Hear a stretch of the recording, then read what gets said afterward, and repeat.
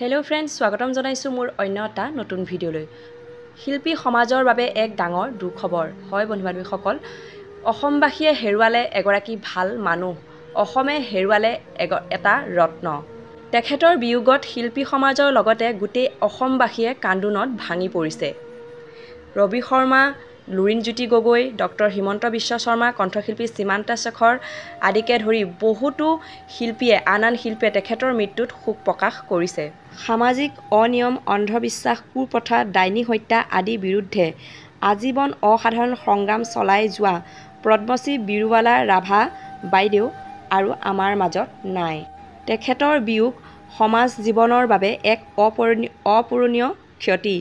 মুখ্যমন্ত্ৰীয়ে কয় যে বৰেণ্য সত্তা বীৰুবালা ৰাভাই এক বিজ্ঞানমক সমাজ গঢ়ি তোলাৰ বাবে অহোপুৰুষাৰ্থ কৰিছিল।